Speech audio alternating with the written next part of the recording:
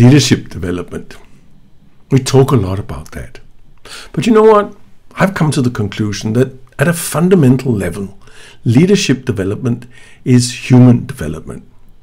And quite honestly, it's not a question of this technique or that tool or whatever is the fad at the current moment.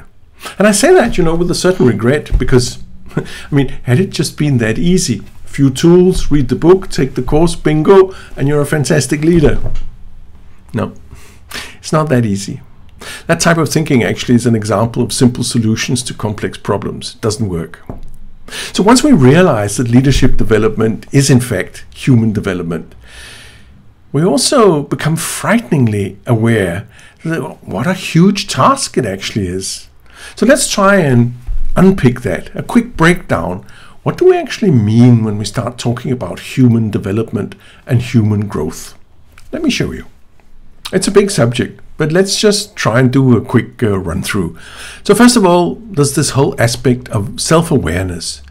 Just becoming much more clear about knowing who you are and how you function and what your strengths and weaknesses are and all of that part. Already that is a big step.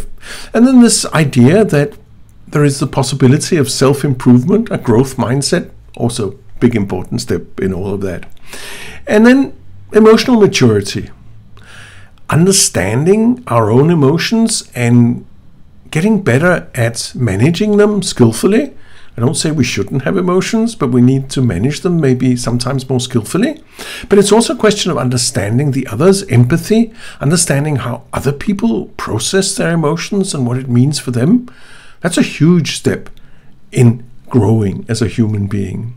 And then there's the whole idea of sort of just basic intellectual expansion, seeing new perspectives, experiencing new ideas, being curious about what's going on in the world, being willing to question things that we maybe taken for given for a long time.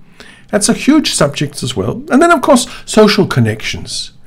Our ability to create and maintain healthy relationships is also a huge aspect of growing as a human.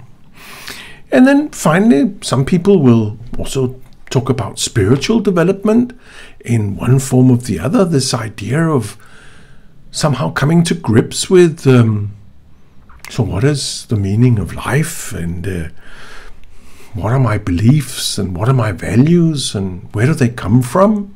All that good stuff. And finally, maybe, if we really take it up a notch, contribution and legacy, sort of. You don't go through life without leaving a trace. Maybe you'd like to, but you don't. You leave a trace. You somehow contribute more or less, and you leave some kind of a legacy. So what is your contribution going to be, and what is your legacy going to be? Have you ever thought about that? And so that way we start understanding that this whole aspect, this whole idea of human growth is very complex, and it's many intertwined aspects and elements, and it's not a destination and never will be a destination. It's a journey, and it's a long and windy, very often beautiful, sometimes bumpy, also can be rough road to go down, but it's the journey that's the purpose more than the destination. And it's really important to enjoy each step along the way.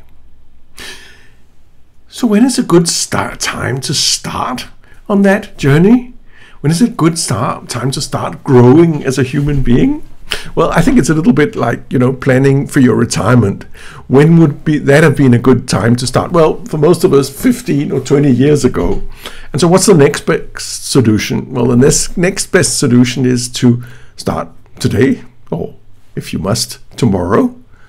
But we need to get started, most of us, all of us. And that speaks to you in one way or the other. I'd love to have a conversation with you about that. That's where it all begins. See you around. Bye-bye.